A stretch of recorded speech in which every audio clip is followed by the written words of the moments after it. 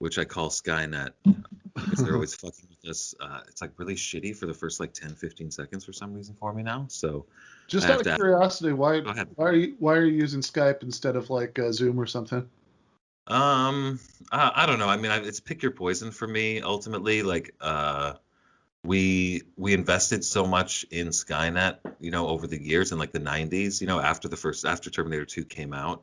Uh-huh. And then me and my friend, we had Skynet on our computers. It was like it was already there, it was installed. We had each other added as contacts. It was just easier to use Skype at first. And then of course we have used Zoom here and there, the new kid on the block that everyone's talking about that's taking everything over. But like Zoom seems even more evil than Skynet. Like I haven't seen the last Terminator movie. I don't know if they talk about Zoom in that and how they're taking over the world or not. But I'm not fully up to date on the timeline. It's very complicated. Yeah, I mean, I'm But just saying. I could have used Zoom. Do you think I should just use Zoom because it's got greater social capital? Oh, well, not that it has greater social capital. I just my possibly inaccurate impression is that it might be slightly less flaky, but I mean, whatever. I don't know that it actually makes that much of a difference. Yeah. I've definitely used it a few times, so we'll see if we change sides. I mean, the one biggest thing we've been worried about, and I'm recycling a joke from the hockey podcast now, is that if we stop using Skynet, like you don't want to escalate things with Skynet. You don't want to pull the plug too soon because that Sure, can go wrong. sure. So we're I we're working on de-escalating, a conscious decoupling with our Skynet to make sure we don't launch a nuclear war. Fair enough. I actually just watched uh, as I was eating breakfast, I just watched the first episode of Raised by Wolves on HBO. Have you seen that? No. Okay, well, You're gonna have to check that out. that's also a AI thing, so that's why I was thinking about it.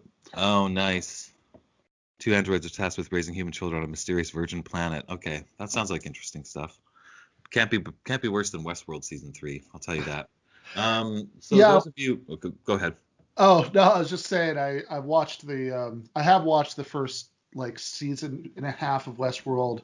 I've actually got very mixed feelings about that show. In fact, if you want, we could talk about that. But Oh, I'd love to. Yeah, I mean, yeah, first season to me was pretty solid. I think I don't know if it went off the rails in season 2, but like the rails by the end of season 2 were certainly in the rear view mirror in my estimation. So they must have gone off the rails at some point, and then season 3 is like beyond, like you're definitely, you made the right choice getting off before the end of season 2. Ben Burgis. By the way, everyone, you'll recognize him by his voice, but we have the wonderful, the superlative Ben Burgis. He's a philosophy professor and an author and a writer. You know him from his writings of Jacobin, his work on, I don't know, I know you mostly from Michael Brooks' show and David Feldman's show, as well as your new podcast slash YouTube show, Give Them an Argument. Welcome, Ben, to the Kill the Lights podcast. yeah. Thank you for having me. Yeah, it's bizarre. I'm still getting used to saying that. This is episode 2, so still plenty of time to give up and just like throw in the towel for me, which is really like my main move. Like I've move, it's the false start. So I'm feeling pretty good about that. Yeah, honestly, let's just jump right into Westworld first. Let's Okay, just have a nice soft crunchy landing to start the morning here. sure. Give me your So thoughts. so when I first started watching Westworld, I loved it because well, okay, for one thing, I am like a huge cheesy classic rock fan, and the way that they would incorporate stuff like having, the robots, the not the robots, but the player piano. Playing Radiohead and stuff, yeah. Yeah, like all the, and the Rolling Stones and all that, like that was, I'm a huge sucker for stuff like that. Yeah, Um, painted black, I believe it yeah, was. Paint It Black, absolutely. Yeah. Yep, one of the more memorable scenes in season 1. And all of the sort of enigmatic, mysterious stuff where, Anthony Hopkins would, give, would give ominous speeches, and the like, ambiguity about whether the sexy robots, were conscious and all that stuff. Like I was just eating it all up. But then by the time the season was ending, and they did the exact plot twist that they were kind of telegraphing, like from like a couple episodes in, and I was like, oh God, I hope they don't do that. That'd be, and then they did it. And then, and then also all of the stuff about the consciousness, the bicameral mind, and all of that. Um, I think there is fiction that like integrates that in a way that works. But my problem with the way they did in Westworld was that they put it right front and center, so you actually had to think about it, and it didn't really make that much sense. And it was also like, this is not an uncommon frustration for me when it comes to science fiction that's all about robots or AI becoming conscious. So like it was very unclear to me what they even meant by that, because Right.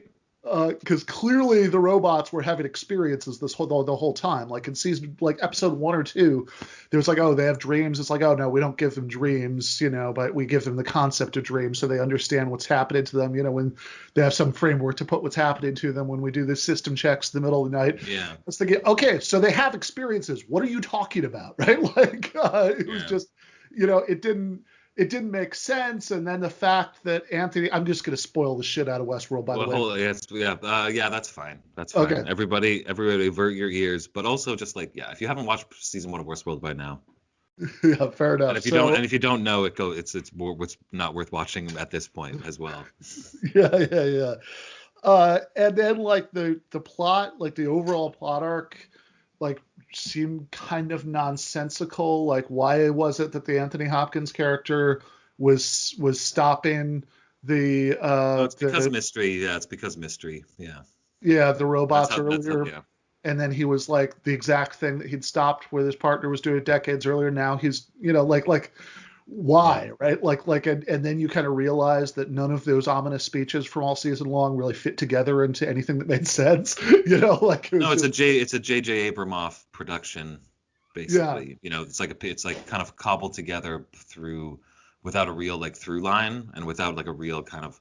The thing is, though, I will say, I mean, I don't want people to think I kind of misspoke before. I think season 1 is actually really worth watching because especially the first like 2/3 is like some of the best science fiction we've seen. It's just that they just fuck it up past that point, and then after that it just completely devolves into complete nonsense. None of the characters' motivations make any sense by season 3. They're fighting each other with samurai swords. You're left scratching your head and like wondering how you made the multitude of life mistakes that led you to this point. Yeah, but season 1, I mean, the acting alone. I mean, I love Jeffrey Wright. I love Anthony Hopkins. I love Evan Rachel Wood, Ed Harris. It's a murderer's row of actors, totally killing it in season 1. The acting is good. There's tons of good lines. I mean, obviously, there's a reason I was watching in the first place. Like, I like Battlestar Galactica. I like the Sarah Connor Chronicles. Clearly, I have a soft spot for the moral ambiguity about sexy robots subgenre of science fiction. But sure. But, who doesn't? I mean, come on. Yeah, who doesn't? And there was a lot of like the atmosphere was great, right? Like, I mean, that's the biggest thing. Who else? Tessa Thompson. She was great in it too. She's great in everything. Yeah, totally. The atmosphere was great. The music was great. The dialogue was great. It's just that like the plot made so little sense that like it started to bother me by the end of the season. But then I have to say, I started season 2. I was like, oh, I like it again, because the way that, first of all, that you had to think a lot about the plot less because it was just this like very straightforward like robot uprising thing, and it's kind of hard to screw that up. And then also I think that the sort of stuff about consciousness didn't work as well for me, but like the robot free will stuff they were playing with early in season 2, I thought was a lot of fun. Like I loved there's a scene when one of the main robot characters is overseeing a bunch of some robots like stringing up some tourists and killing them. Right. And they have one of the lines throughout the first season was anything the robots are programmed to not notice because it would screw up their sense of reality. Doesn't look like anything to me is what they always say. Exactly. Yeah. And then so like in that scene, one of the tourists is like begging for their life, and they say, "Oh, can't you tell that I'm sorry? Can't you see that I'm sorry?" And she says, "Doesn't look like anything to me," and turns around. It's like, okay, that's fun, like I like that. But then like the season dragged on, I did stop watching, and I think that, and I'm not sure why that is, because there are things that I liked. Like I like that little Black Mirror episode subplot that they did with like the founder of the park, and try to keep Sure. him alive. Uh, Yeah, I no, I kind of got off the train at that station too. But it's interesting because I had the same experience with season two, and I feel like with season three, I had it to a lesser extent. It's like it kind of baited me back into it for a little bit before the normal dejection and self-loathing set in midway. You know? yeah, fair enough. Because like season two, by the end, I remember just being like, ah, but I definitely liked it to start. I was definitely on board again at the start of season two. Yeah, I think the reason I stopped watching somewhere in like late season two, and who knows, maybe I'll pick it up again and finish the season at some point. Nah, don't. You got some important stuff to do. Uh, but um, but like I've also like it's also probably telling that I did stop, and that like and since stopping I've like watched like all of Queen's Gambit, and like I watched Russian Doll again, from the last year, and so it's like clearly, clearly like I don't actually want to watch it that much, compared to other TV, You ever read like Chekhov or like any style fiction that way, like in that ilk? just a very little bit. I actually started. This is. I think this is like an objectively funny sentence, but I started reading Chekhov because Cornel West told me to on the Joe Rogan show. That's so awesome. That's so awesome. That's the best reason to. That's the best reason I've ever heard. Are you kidding me? Do you think anyone else out there has a better reason to start reading Chekhov than that shit? Because Come on. because West is so like Oh yeah. his like he's so compelling no matter what he's talking about. Like I used to joke with the late Fred Michael Brooks after there was a speech where West was introducing Bernie Sanders, where he was talking about Bernie Sanders at like a panel event, and referred to him as this magnificent vanilla brother Bernie Sanders. And just joking with Michael, it's like, man, I'll have lived my life well if I could just once have Cornel West refer to me as that magnificent vanilla brother Ben Burgis. Totally, but totally, totally. but when he was on Rogan, right, West, you know, like they were talking about stand-up comedy for a while, and that he somehow he gets from there to watch Chekhov, and it's like, Joe, have you read the short stories of Anton Chekhov? Oh man, he's great. He's extremely modern. Like he's well ahead of his time. A really interesting guy. Like he was a country doctor who used to like give away free medical treatment to like the poor farmers. Basically, he was like this like quasi saint. Because there's this Netflix show that I feel is really Chekhovian in its themes. Like, have you heard the term Chekhovian desire?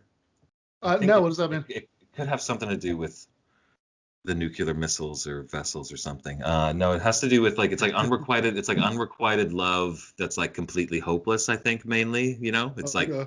it's like when the Duke loves the Countess, but like he knows he'll never have her or whatever. Yeah. There's this Japanese show called Midnight Diner about like a late night restaurant that there's like this super cool like chef that comes in. He'll make anything people want. He doesn't have a menu. The people can just order whatever they want as long as he has the ingredients. He'll make it, and then they all have these like sad like the emotional payload. Like I feel like so much of the stuff that I'm watching that's made in the West is like not extremely like it doesn't really have an emotional payload the way Uh, some stuff where like actually deals with like real like because it's so much of what I'm watching generally has kind of a snide snarkiness to it uh, that has kind of like there's this sardonic kind of take on life in general even in like an intense drama like say The Americans. It's a really intense show but there's still whimsy in it, whereas for sure, yeah. yeah. But in a Uh, show like a Midnight Diner, it's like when people are going through like problems, like you feel those problems acutely, and it's like you need to like go get a blanket after watching it sometimes. But it's so good. I highly yeah, recommend it. fair enough. Yeah, the Americans, like, um, yeah, actually, it's one of the very few TV shows I've gotten my wife to watch with me, and we watched like God, I want to say like 3 seasons or something. Like there are like 100 seasons of The Americans. No, I I'm think like it's Sick. exaggerated slightly, Yeah. but whatever. Like it feels like if it goes on for a very long Well, the time. Cold War was a long struggle, Ben. What do you want from these people? Like Yeah, we're yeah, lucky. We're lucky it's not. We're lucky it wasn't network TV. It would have been like it would have really been gone on forever. 23 episodes a year. yeah. Fair enough. You should finish it because I think it ends really strong. It has the final episode has like probably my all-time favorite like scene in like any television series. Although the rest of it is kind of like more of a anticlimactic kind of subtle denouement. Okay. Yeah. Yeah, I mean it's interesting. Like I don't love it, but I like it. Like I think that um, it's. I mean, I think it's like fairly. Like I think it's like fairly compelling TV. I think it's interesting that it exists at all. Well, yeah, I, for sure. I I would argue that is like a huge part of it for sure. yeah, like I suspect that it was probably made in the only time it could have been made because it was just long enough after the fall of the Soviet Union that even with them being extremely morally ambiguous anti-heroes that you could still have a TV show like a mainstream American TV show that was about KGB agents and there was quasi-sympathetic like you couldn't have had that in the 90s, right? But also I think you probably couldn't have it now because I think that this kind of like neo Cold War rivalry with Russia has gotten to the point where I don't know. I mean maybe I'm wrong about that. I hope I am, but I think that the window might have closed on that. Um, I don't know. I feel like it's more likely. Like I agree. It's a really interesting perspective, and I think you could be right. But I think it could also just be that in the kind of armor of like any kind of supposed like moral stance of any kind on the part of like West like American culture, like say American like entertainment culture, ultimately just like this piece of like pretty decent writing and drama just got pushed through and they're like, well, this seems pretty good, and they were like, yeah, but like it's about like KGB like agents and like they're sympathetic, like they're the main characters, we're rooting for them, and they're like, yeah, well, like whatever, like we got nothing else, like we got shit, let's make this. And like I feel like ultimately that's why it got made, because it was just like, but it Yeah, is pretty shocking. You're watching it and you're thinking to yourself like North American viewers, I yeah, mean, because for me as like a secret Bolshevik, it's like a little bit of like, it speaks to me on that level. But I feel like yeah. it wouldn't speak to anyone else on that level, really, ultimately in the mainstream audience. But it was quite a successful show, and I think it just comes down to it being well done enough that people are into it, even though like the political affiliations are kind of like probably like over most people's heads, or like something they wouldn't even want to think about too closely. To them, it's just kind of like a quote unquote a spy show.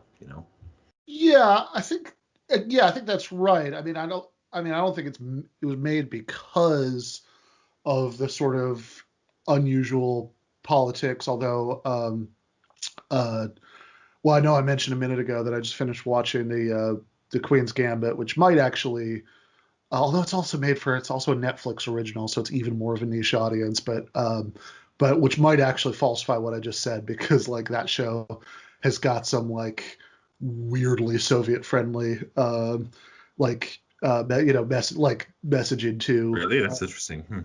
Yeah, like so. Well, I mean, I will That's not. probably that's. I'm gonna assume that's more accidental. Yeah, well, look, I mean, it's not. They were a chess superpower. Let's be honest, weren't they? Yeah, they were a chess superpower, but it is interesting that the show, I think I could say this carefully, because unlike Westworld or whatever, like I am actually, I actually don't want to spoil Queen's Gambit because it's like 7 episodes long and it just came out, and people might very well just still watch that. But I will say, right, it's about Will you playing will you will you tell me if she turns one of her little pawns into a, what is it, a bishop or no, queen? into a queen at the other end Tell of me. I need to know. the at the but it's about high level competitive chess. Everybody knows that, right? And there's of course a lot of that's being played, through Russians, and there are several points where the main character is encouraged by various actors, including like well, it's implied that he might actually be a CIA agent, but supposedly a State Department person who's like accompanying her to play in Russia, and also by this like Christian group that offers to pay the bills, for the trip. If like that, there are various forces in the show that encourage her to like sort of make like Cold War propaganda talking points, and she and the show always seem to sort of roll their eyes at that. And granted, that's not a super political thing because it's like it's almost like a sort of super nerdy version of I just want to grill, I just want to play chess. But it is still interesting and might be going against what I'm saying about the Americans that couldn't get that couldn't get made now. I guess I will say maybe uh, if the Americans couldn't get made now, maybe it wouldn't so much be because of the Cold War politics that I was talking about, as much as just the fact that it seems to me that American pop culture in general has gotten a little bit less interested in the last few years in stories about like bad but interesting people, somewhat sympathetically being portrayed doing bad things. Yeah, that's an interesting point. Yeah, they talked about that I think on Chapo recently about they called it like the Louis model Yeah, of like exactly. storytelling where it's like, oh, I'm a look at what a horrible person I am, but like you're still cheering for me. I don't know, I think like even in the Americans, and it's a show that I really really love, but I don't know. They do a pretty good job of like even though they're doing spy stuff, so obviously like spies are doing much more boring things day to day in their spy lives or their Uh, lives as agents than the things they're doing in like a drama TV show. But I thought they struck a pretty decent note of realism. But I mean, you could yeah, probably make the show again because I actually think generationally, like I grew up, we're probably fairly close in age, although you've accomplished something in your life up to this point, right? Or like at least one thing. You got that on me. But I like the cold. I think our yeah, generation, the Cold War, the ending. It's like it's yeah. I still finished very watching much like Queen's it. Gambit. What's up? No, it's just saying like the Cold War generationally now. Like Uh, you think of something like films like big like superhero movies set in the 80s or whatever, right? You have Wonder Woman or whatever X-Men movie that I didn't bother watching. It's like the 80s now, including and that would include the Cold War to a certain extent, or at least like that portion of the Cold War depicted in the show. It's like not the real Cold War. It's like it's beyond a caricature of a character. It's like Cold War land, like it's like a theme park version of the Cold War. yeah. So you could Although do it that too, honest, but yeah. yeah. Although honestly, I will say that I actually wish that we would that we had gone a little bit further in the direction of that interest in Cold War land a little bit, or a little bit earlier, just in this really specific sense. That the first one of the Daniel Craig James Bond movies, Casino Royale, I thought was, like I thought it was a good, it was a good movie. It was interesting. They were like doing something different with the franchise than any of the previous James Bond movies were. So I was there for it, right? Like the having like the version of Bond who would Oh, it's great. respond, Yeah, Casino Royale's great. yeah, who would respond to Shaken or Stirred with "Does it look like I give a damn?" Like that's, like that, that's interesting, right? They actually wanted it to be, and the fact that unlike every previous James Bond movie, they were actually trying to follow the plot of the book that shared its name. So that was all Yeah. interesting. Also And featuring Jeffrey Wright and featuring a really great song on the uh, soundtrack by the late Chris Cornell. Yeah, One of the songs I in that actually movie. met. Fun fact: I actually met Jeffrey Wright once for like a second. He was while I was standing in line to early vote in Florida in the Wow. 2008 election. He and Cynthia Nixon actually were there for the Obama campaign, like encouraging people to stand in line. But Were you there to observe them with like tremendous visible hostility and intimidate them to keep them from voting and whatnot? yeah, that's right. Okay, I was just there making sure. Yeah. As a GOP challenger, Yeah. as I am every 4 years. Yeah, but yeah, so like I think it was great in many ways.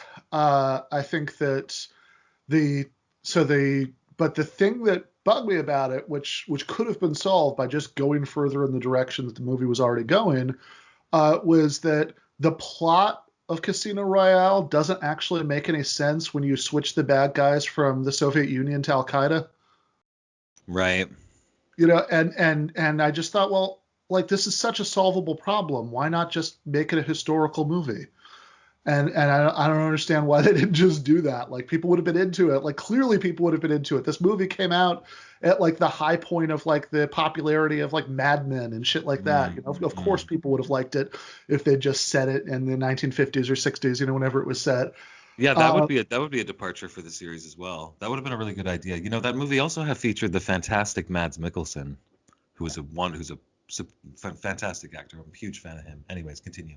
yeah, yeah. And then of course the rest of those movies, like it fell Oh, they're apart. gotten slowly worse and worse. Yeah. Well, it wasn't even slowly because the very next one was Quantum of Solace, which was like unwatchable. That was made during the writer's strike, though. I think literally they weren't allowed to write it. I think they just had to improvise every scene, Yeah, okay, so every set piece.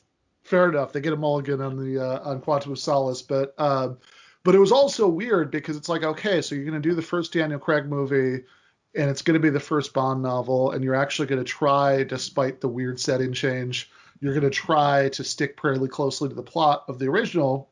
And so, as somebody who read a bunch of those books, I was thinking, oh, great, like they're just like they'll just keep doing that, right? And it's like, no, right? Like after that, like they just the rest of those movies were just a sort of weird, incoherent mashup of like what Casino Royale was trying to be with what the old fun James Bond movies were, and they didn't really succeed in being either one. That's true. That's true. They did try and kind of mash together like the Brosnan era with the Daniel Craig era, and also, I mean, honestly, the biggest problem I feel like with those movies is it's just Daniel Craig just got less and less interested visibly with each one, where to the point where he's just like, I mean, it's kind of It's hard like not to lose interest yourself. Did you ever hear? I wanted to ask you this. Did you hear the story about how the writer, the creator of The Americans, got the idea for the show? oh no, I didn't. So he actually like was applying for some kind of, I don't know if it was some kind of office job or something at like the FBI or the CIA. And I guess those agencies have had such a history of like various writers trying to join their ranks just for research and for story ideas and stuff, that they've added a question to the questionnaire when they're hiring to say, are you doing this because you're writing some fucking novel or some bullshit? Because we don't want you if that's the case. And when they read him that question, he thought to himself, oh, that's a really good idea. Wow. Like, and he's like, no, but then he like thought to himself, okay, so like, yeah, I'll use this to like write a show, write an idea for something. And I think what we should do actually, because we need to inspire more young writers out there, I think we should add a similarly worded question to questionnaires across, various institutions. If you're applying at a grocery store, we could inspire the next great American novel very Yeah, easily. yeah, nice, nice. Yeah, are you? Yeah, certainly post office. You know, it's like are you just trying to do the Bukowski thing and write a novel about the post office? Yeah. Uh, uh yeah, which uh, okay, I think. By the way, my little brother is somebody who works in the entertainment industry in Los Angeles, and he um, like like right now, I mean, it's a temp job, but it's just for a season. But like right now, he's doing like art direction for Robot Chicken. But he, Oh, cool. yeah, yeah, it's the first thing he's ever That's worked like for. And meaningful. That's meaningful art direction. Like art direction for, How I Met Your Mother is a little different than art yeah, direction yeah, for Robot Chicken. That's for sure. yeah, yeah, yeah, no, for sure. And but but when he was just getting out of college, he was like he had a bunch of, well, I guess like PA kind of, like assistant jobs and, things kind of working up from there, including on movie sets. And and in one of the first one of those, he was working with that, Pierce Brosnan was one of the actors in the movie. He wasn't directly working for him. And I guess I'll not get him in trouble by telling any of the other stories about Brosnan, but Boy. I think it's okay to just tell this one, which is that apparently, when he's kind of worked up or upset, to calm himself down, he's been observed humming the James Bond theme song. Well, that's not no, that's a Welsh thing. That's the Welsh national anthem actually, but it's Okay. the same thing. They used it. That's what inspired the James Bond theme. Common mistake. Common mistake. Okay. Yeah. All right. Fair enough. Yeah. The actual Welsh lyrics are really, really very violent, and there's a lot of bloody imagery in there too. So They would. They Yeah, would. yeah. It's not. Well, this is a PG podcast though, so I can't go into that. I like the Brosnan ones too. It's funny actually because like the Goldeneye was great. You know, Yeah. you had Sean Bean, whatever his name is. You Yeah. had Judi Dench, Oh right? That yeah. was her first one, wasn't it? And then Mhm. that whole franchise slowly declined, which is kind of like the trajectory of these franchises ultimately, which No, is that's right. Like it declined in a different way because I think I think the Brosnan trajectory was and whatever. I mean, I'm sure it's one of these things that's like everything, everything does. Like the only reason the Sean Connery, Bond movies didn't is because he didn't make that many of them, but otherwise there probably would have been some kind of decline there. It's like I always think that if John Bonham, if Keith Richards had died as early as John Bonham did, then the Rolling Stones discography would have a little bit more of a sheen to it because they would like. And similarly, if Bonham had lasted as long as Richards has, people would be arguing about whether they really started to decline and during when they made Zeppelin 11 or Zeppelin 12. But yeah. Next uh, episode, we're going to be reading selected passages from The Wasteland by T.S. Eliot, because everything decays, love fades. We're all gonna die. We're all gonna die, everybody. I hate to break it to you. Spoiler alert. yeah, Um, yeah, fair enough. I wanted to ask you, actually, we're still talking about shows. So you on your fantastic new show, Give Them an Argument, you do is it a Patreon only thing, and you unlock the first Sopranos commentary, or is that just like a So the first one we were just we just we're excited about and we wanted to just put it up right away for the unwashed masses. But in the starting with the next one, which is going to record next week, it's probably going to initially be for patrons and then unlocked like after a week or two. We're not going to like fairly before the end of the month for sure. So yeah, it's going to be. This is actually an idea that Michael and I had in June or right? Of something. course, yeah, huge fan of the show, Michael Yeah. was.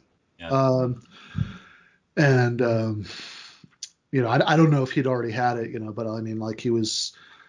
There was another podcast that I was co-hosting back then, and I was texting him about coming on there, and I sort of said something jokey about how it'd be funny if with no explanation we just talked about The Sopranos for the first half hour, and before we Totally. start talking about politics, and he was like, "Hey, we can do more than that," and then he laid out this whole idea for me that of doing a monthly Sopranos recap episode of TMBS, and like I said, I don't know if that's an idea he'd had before, or maybe he'd already talked to Nando about that. I know Nando Vila, who was one of his co-hosts on Woke Bros, because I know he was going to bring him into that too. But in any case, obviously he Yeah. didn't get a chance to do that. But the idea has always stuck with me, and I decided, and I, Yeah, I'm glad you guys are doing it. Like, 'cause it was really fun. I really enjoyed that content a lot. 'Cause like it's such a great show too,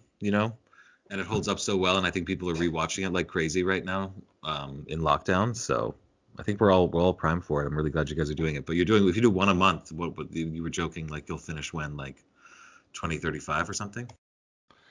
yeah, exactly. Because so it's me, Nando Vila, who is among other things the host of uh, the co-host with Anna Kasparian of the Weekend Show on Jacobin, and actually, oddly enough, he also does a Entourage rewatch podcast, which I've been on, and Wozni Lambre, Big Woz, who was the other Yeah, co-host of Woke Woke Bros, Bros. Yeah, yeah. uh, and, He's great. They're both great.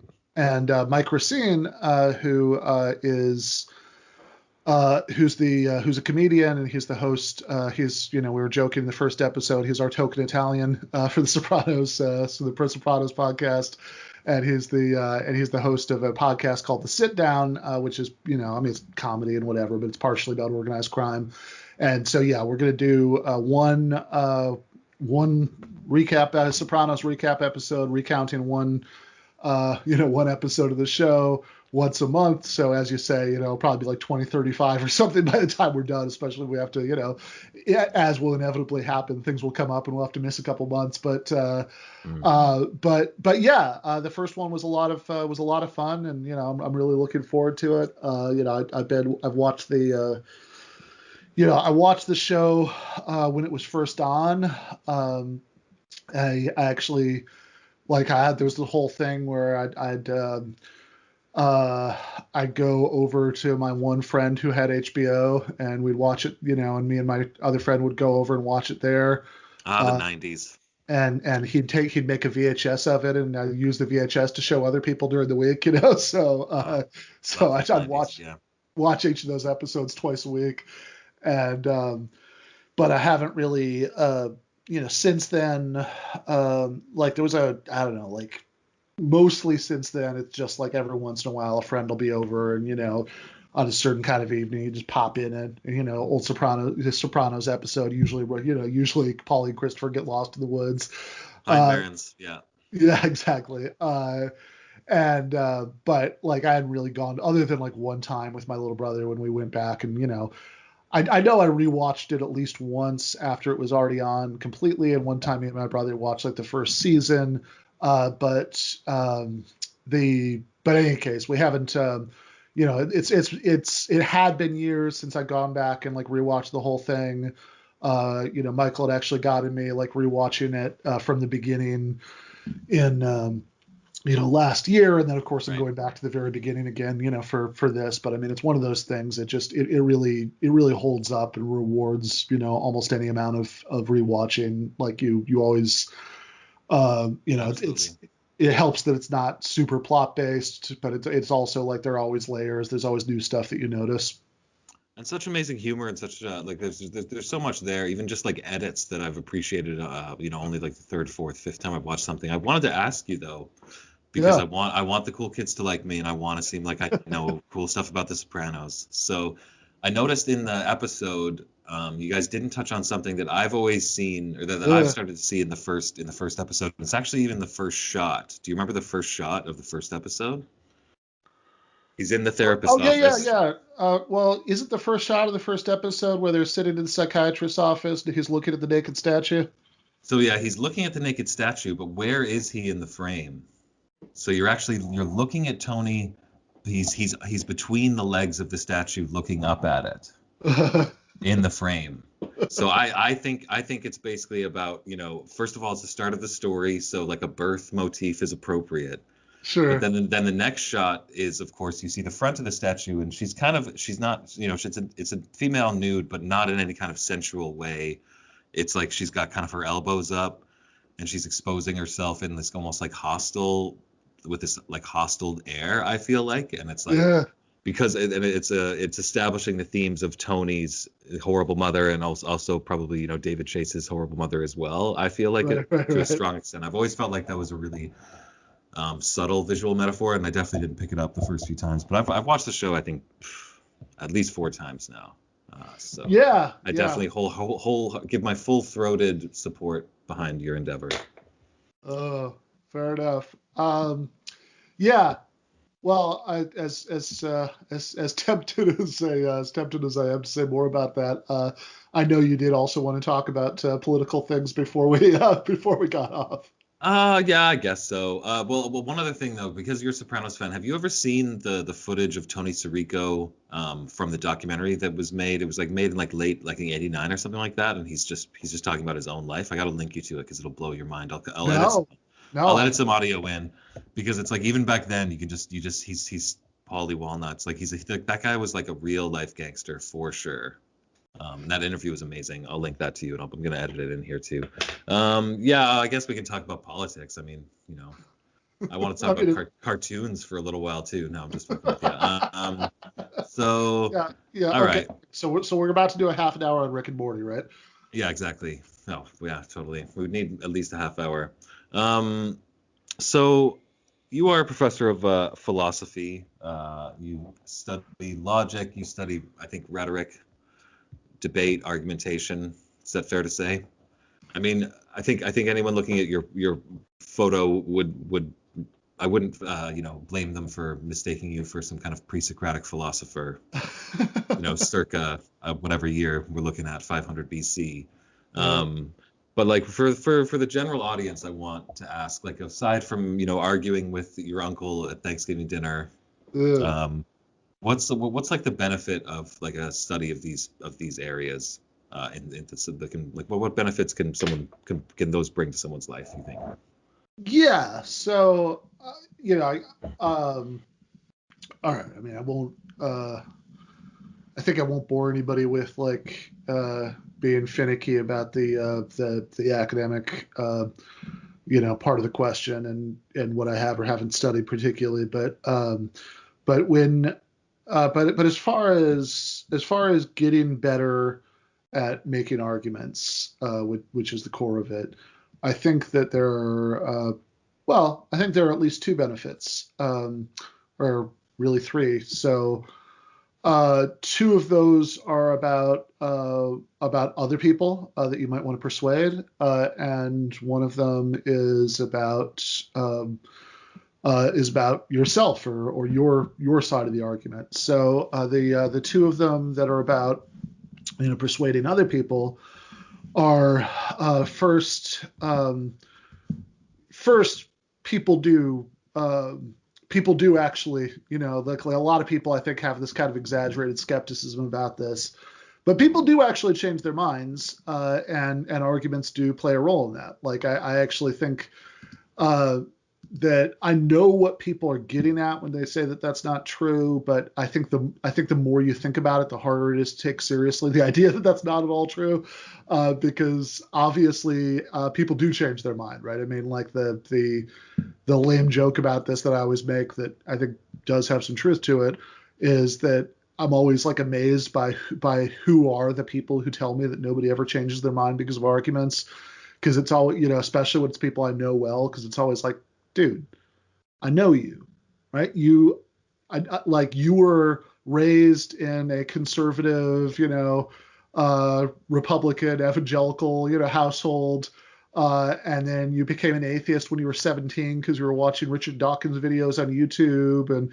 then you were like just a regular MSNBC liberal until the 2016 election. Then you supported Bernie and you joined the DSA, and now you're like halfway to Maoism, and you're going to tell me that nobody ever changes their mind. But like, since people clearly do change their mind, the question is why, and what role do arguments play in that? And it's certainly true enough that arguments aren't the only thing that leads people to change their mind about politics. That certainly people, certainly changes in their material circumstances make people think differently. Certainly just kind of rhetorical positioning of just how things are, striking them at a given time, do it. And I'm totally open to saying that, like, maybe most of the time, even these other factors do most of the heavy lifting. But the idea, and like some people I think who agree with me politically think that to be like a really sufficiently hardcore materialist, you're supposed to think that like actually arguing about ideas never actually does any lifting in this process. But then I think, well, if that's entailed by hardcore materialism, then hardcore materialism is just silly, because clearly that's not the case. Yeah. Like, I mean, go out and talk to some people. But yeah, you were saying. Well, I mean, it's interesting because, like I was thinking about when we were talking about science fiction before, I was thinking about that great episode in season 2 of The Next Generation, Star Trek: The Next Generation, where they try and prove that Data is conscious. And it's like, try and prove to someone that you've changed their mind, or that their mind has changed. It's like the type of process that no one really wants to admit to. And I think, like, even just myself in my own life, I think most of what has constituted my mind, quote unquote, changing is ultimately doing reading and just adopting reasonable sounding ideas that I'm reading that you just kind of absorb organically, and you don't really.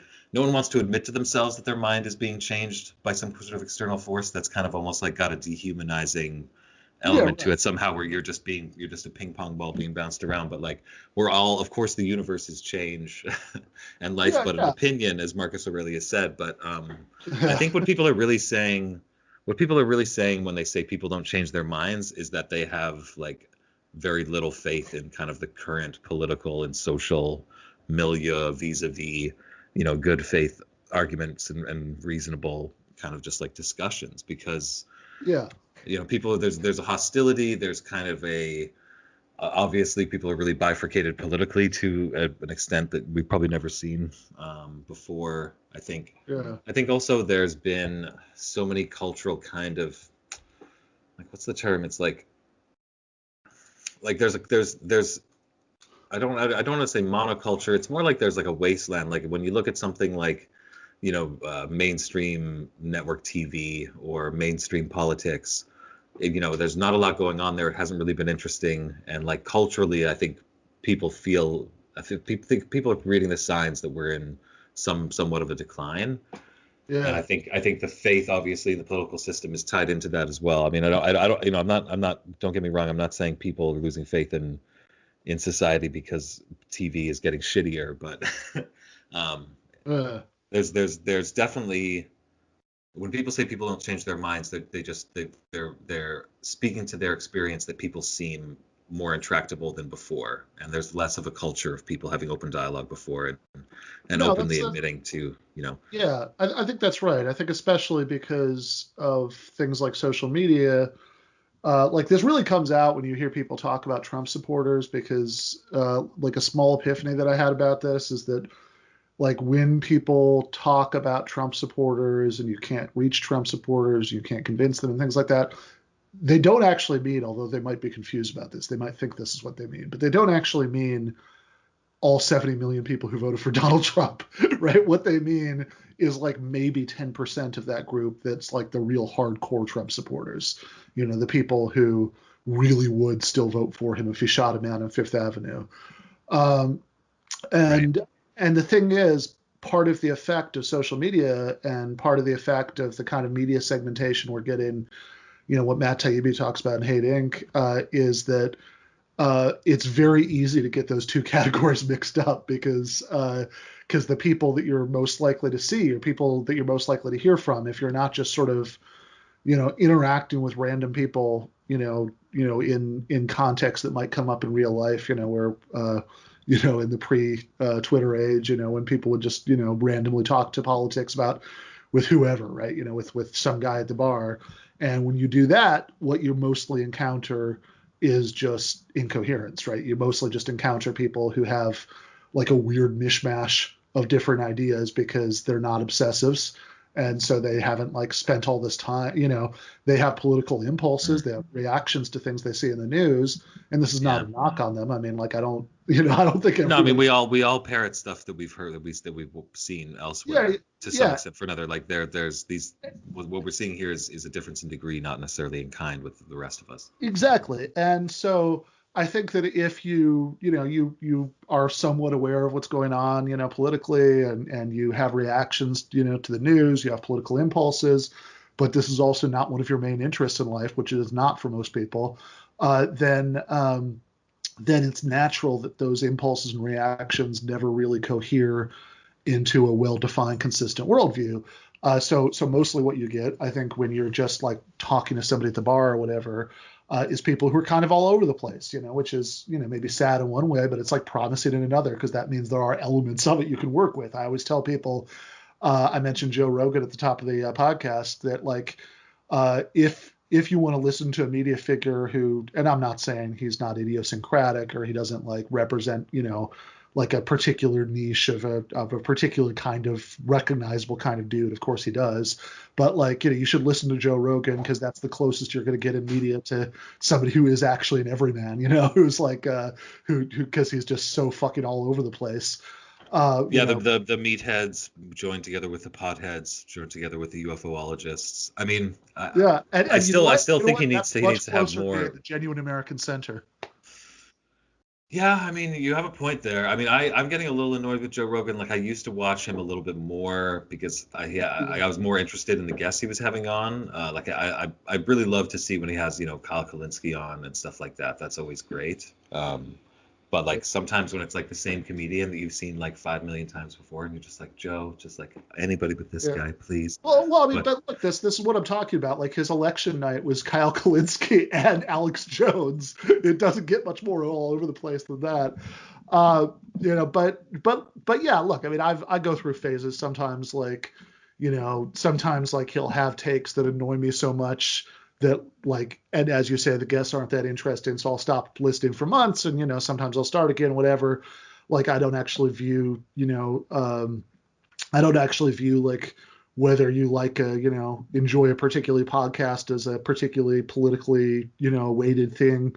But the point is that there are that like for better or for worse, right? Like Joe's got some super reactionary views, he's got some super progressive views, and for better or for worse, I think most people, I don't even want to say most people. I think that there are a lot more Joe Rogans out there than there are Sean Hannitys in the general population. and And hopefully Rahm Emanuel's too. yeah, Hopefully. or around. And Oh, definitely. hopefully one day the Joe Rogans can beat up the Rahm The Emanuels. Rahm Emanuels. Yeah, for sure. Yeah, I mean, Rahm Emanuel's probably fewest of all because like that kind of like bloodless like corporate centrist and has so little. Actually, no, there is only one Lord of Darkness. So, Yeah, yeah. So it is. Sorry, yeah. Silence Satan. He's so like every time I see him, they're asking him for his commentary. I'm just like, this guy is like the ghoulest of the ghoul. I can't. It's just shocking to me. It's just people just don't know. They just don't know who he is. It's the No, only no. only way he can have a career as a TV commentator.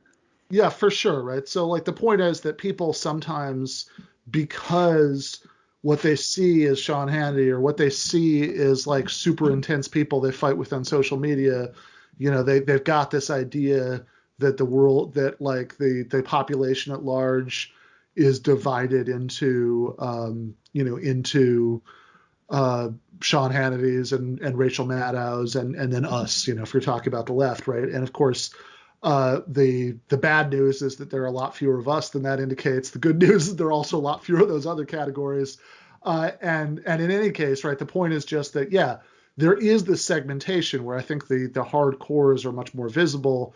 And it's much easier, I think, to get entrenched in those hardcores and to never ever leave them because you're just not even exposed to contrary points of view in your media bubble.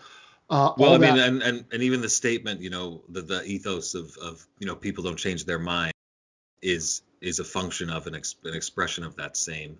Like Oh, that's so I'm glad you mentioned Matt Taibbi's book Hate Inc., which is one of the best, most apt titles for anything absolutely, ever. yeah. Because even and as a failed hockey podcaster, I can tell you this: negativity is indeed what is algorithmically rewarded, and this like people are just are acting this out now to the point where they giving up on ever changing anyone's mind ever, like that's a form of desperation. Like No, no, if I've ever seen exactly, one, right? Like, So yeah, and because people clearly do change their minds, material conditions absolutely play a role in that. Maybe even sometimes the biggest role, but they clearly don't do it by themselves. Observe the millions of people who reacted, for example, who voted for Donald Trump in West Virginia as partially as a reaction to the desperation caused by the closing of coal mines. They could have drawn left-wing conclusions, but they didn't, right? And that's so it's not just a function of material conditions, and sometimes people are in fact persuaded by arguments. Now, the germ of truth in the people don't change their minds is that it's very rare that anybody changes their mind in the room. That nobody like it's extremely uncommon. Like this is why it always annoys me. There's like a certain kind of like mm, schmancy debate, like the Oxford style debate where they'll do like polls of the audience at the beginning and the end. And I was like, what the hell is that supposed to prove, right? Like right, people because right, usually because it certainly has to, yeah, yeah. thinking takes place at different rates and at different paces. That's a really interesting point. Yeah. Yeah, exactly. So, certainly in my experience, right, when I look back at my own experience of changing my mind about things, it's never that the first time I hear somebody arguing for a conclusion I don't like, or almost never, that I'm like, oh, good point. I guess that's true, right? Like, usually I think, like most people, my first reaction to hearing, persuasive arguments for conclusions I don't like is just irritation. But then the way it works, when they do play a role in persuading you, is, not so much like, certainly if you're arguing about something and somebody's making an argument to you, there's way too much of your ego bound up in it for you to actually change your mind in that moment.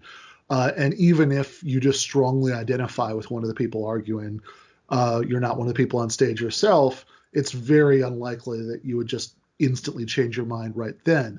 What's much more likely to happen, certainly what I've experienced more, is that, like days later, weeks later, months later, when less of your ego is bound up in it, you find yourself thinking back to it and you realize that you think about the subject differently now than you did then, and that some of the very same considerations that you dismissed when you first heard them are now a big part of why you think, whatever you think. So that's one part. People really do change their mind because of arguments. Yeah. Second part is that, okay, oftentimes people are responding more, like you were talking about, you read books and, you sort of absorb things that feel plausible. Like oftentimes people are responding at least as much, we're a narrative species. We respond at least as much to the rhetorical packaging as we do to the quality of the arguments themselves. Totally true. But part of that rhetorical issue is, in fact, whether you are providing arguments. That if you never get into the nitty gritty about it, right? If you never actually say, here is exactly what's wrong with my opponent's argument, then I think to most people that reads as weakness. That reads as you just don't have a good response, which is one of the reasons why some of the platforming taboos on the left drive me crazy. Because if you just like refuse on principle to engage with somebody, most potentially persuadable people will read that as, oh, you're like afraid of engaging with them. And then, right. No, it's the same. Like to try and make an argument by analogy here, it's like when the Roman legions descended upon the Gallic villages. At first the Gauls were just like, what the fuck? Like, who are these jerks? This is totally unacceptable. We can't stand for this, And then when they laid siege and surrounded them and cut off their supply lines, after a few days, they thought to themselves, hey, these guys might have a point. Maybe we're wrong here. It's just like you just need a little time. You need a little time to get used to the idea of being wrong. Yeah, no, totally. And then the last part isn't even about other people, right? It's not about persuasion, right? The first two virtues of trying harder to get the arguments right are about persuasion, and making arguments at all. But then like the last part is just about yourself, which is that part of the virtue of arguing, especially arguing with actual representatives of other points of view. So like it's so you're not just sort of, it's not like it's not like an episode of The West Wing where President Bartlett says something really eloquent and the Republicans just like hang their heads in shame because like, what can you say to that? When you argue with real people, they never do that, right? Like they always have something that they can say in response to what you're saying, and of course that's much more annoying. It's much more emotionally satisfying, if it did play out like the West Wing fantasy.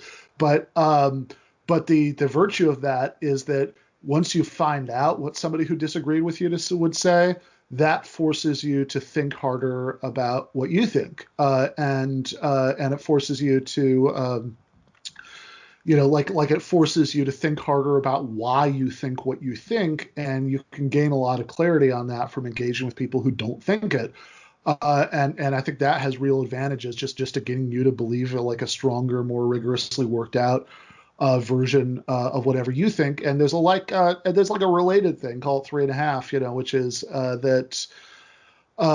which is that oftentimes it's easy to have this conversation and talk about this as if the only real question we're arguing with the right, which of course is is certainly how I like to spend most of my arguing time, because I want to persuade the people who are most wrong, or whoever can be persuaded who might otherwise be tempted into the dark side of the people who are most wrong. But also, I think when we talk about this, we have to talk about about disagreements coming up within the left, as they have pretty reliably once every 15 minutes or so since the French Revolution. And it's if we get locked into this mindset where you think, oh, nobody can ever be persuaded, it's just a waste of time, that like all your only reactions to people who are wrong should just be like mock them or morally condemn them, that you shouldn't waste any time arguing with them, then when these disagreements arise on the left about tactics, about strategy, about, how to think about, like is, how to think about like the relationship between, universalist economic politics and racism and, all of these things that like leftists, eat each other alive over, whether to suck it up and vote lesser evil in elections or, do third party efforts, any of these things. Well, if we get used to just like having mockery and moral condemnation be our only tools for engaging with people we disagree with, then that's what we're going to turn on each other. When we have these internal disagreements, we're going to jump to the idea that people have hideous motivations and aren't even worth engaging with, and I think that can be like really toxic for trying to build a successful political movement. Yeah, I totally agree that it'll be the path of least resistance and very very ineffective. If I know we said we would only do a 45 minutes, so I think we didn't get to do it the first episode, so we'll do the wind-up procedure this episode. Okay. I wanted to, if we promise, and if our audience promises not to mock or morally condemn you, would you consider coming back and talking more politics and movies and stuff sometime? Because I know can't bogart Mr. Burgess. That was definitely one on my to-do list today. I have to buy milk, I have to buy some shoelaces too, and then I have to make sure I don't bogart Mr. Burgess was number 3 on my to-do list today. Well, they can they can mock me a little. I can take it, but yeah, no, I'd be happy to. Hell, we could, you alluded to the Wasteland a couple times. If you wanted, I could come back and we could talk about T.S. Eliot. I'm not depressed enough. Can we come back to when seasonal affect is fully set in, and we can really like beat our chests and. Yeah, we could, we can do that. But yeah. Yeah, absolutely. Always happy to come back and talk about all those things. That's awesome.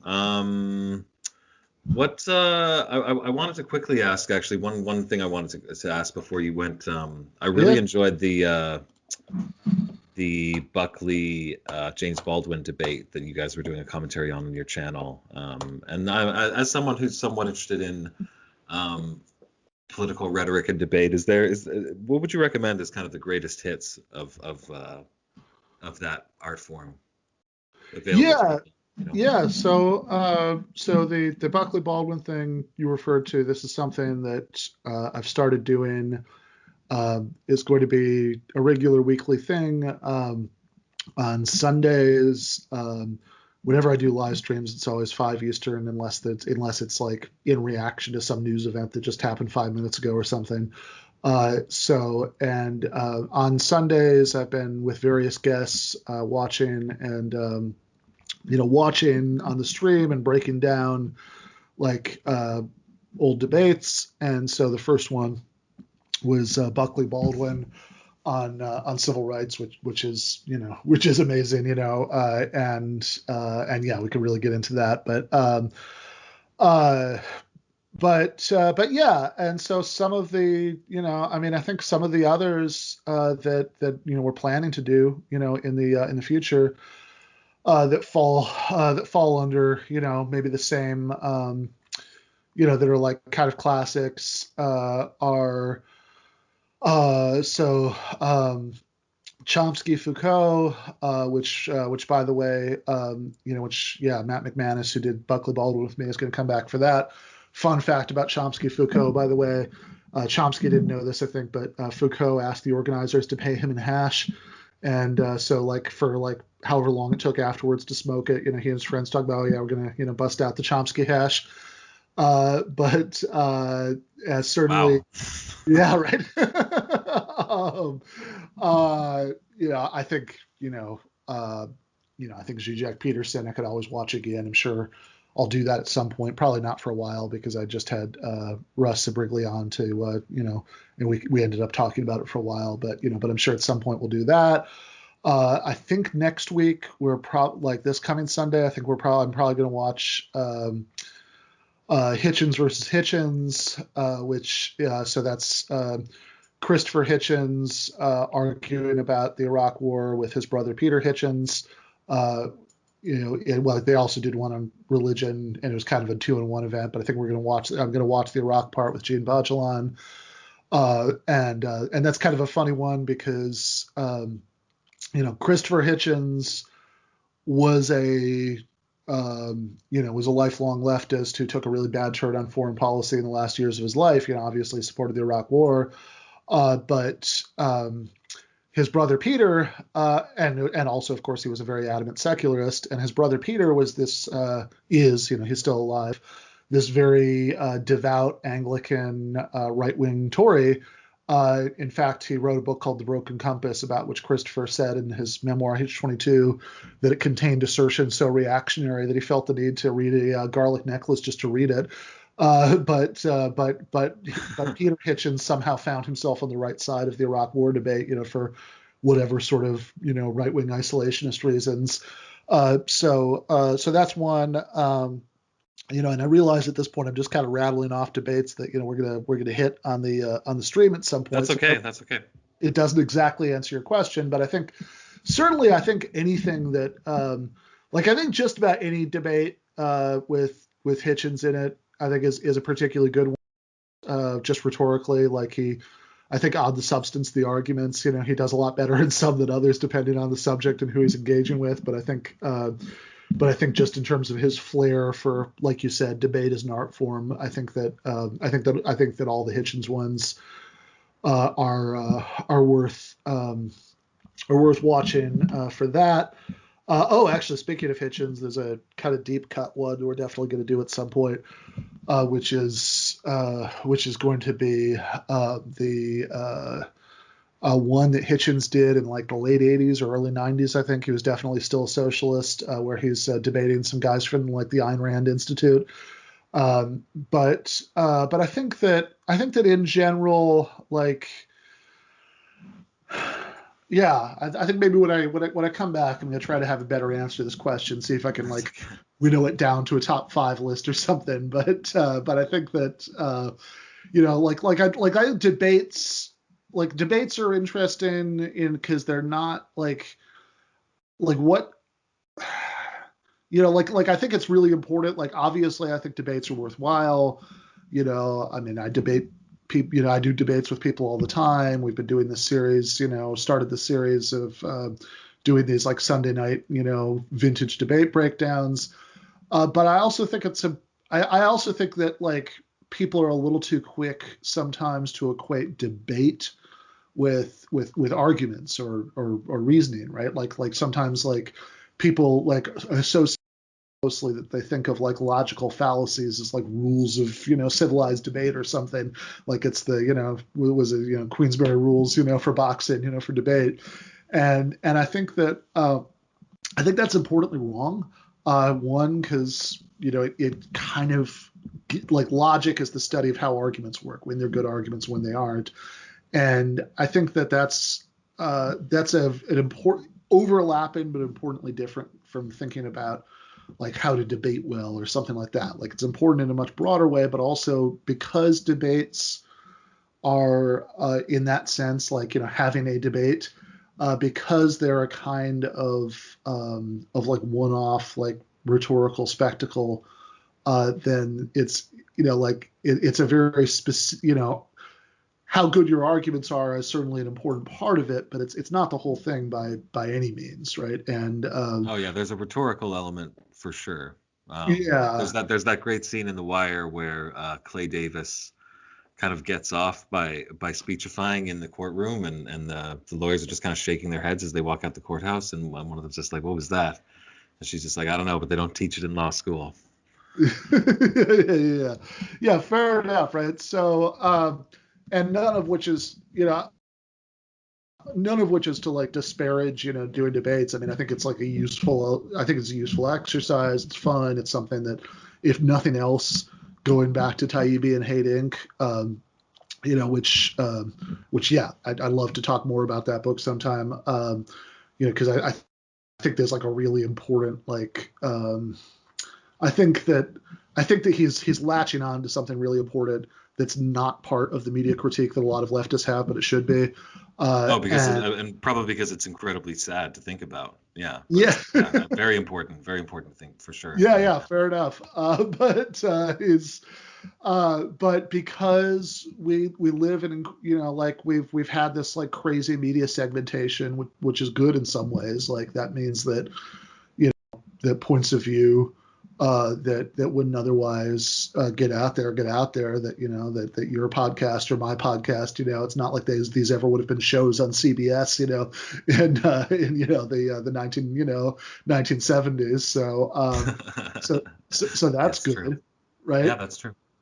So that's like good, but like the really bad thing about it is that it makes it like really hard to reach people because everybody is in their own little media bubble. You can design your media diet like a la carte, for your particular preferences. So if you're if you're like a shitty mediocre liberal, you can just watch MSNBC, and if you're and if you're a socialist, I mean, now there's like that Weekend show on Jacobin that's like, or there's like Rising, with, I mean, obviously there's a conservative co-host, which is actually unusual, but where Crystal Ball, it's a leftist, but it's like got the production values and kind of appearance of something you'd see on normal television. Yeah.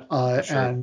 And if you're a conservative, you've got Fox, or I guess now the really hardcore people, since Fox isn't doing a good enough job pretending that Trump won the election, or abandoning Fox. Even now they're watching like Newsmax or OAN or NN or whatever. So all of which is just to say that one of the real virtues of debates is that it's one of the few chances that you get to reach people who would otherwise be off in their own bubble, because like Jordan Peterson fans are not going to head over to my channel or the Jacobin YouTube channel or Zero Books or whatever, to watch our criticisms of Jordan Peterson, but they will watch it if the man himself is going to be part of the event, and so you get a chance to do cross bubble engagement, which is a rare and valuable thing these days.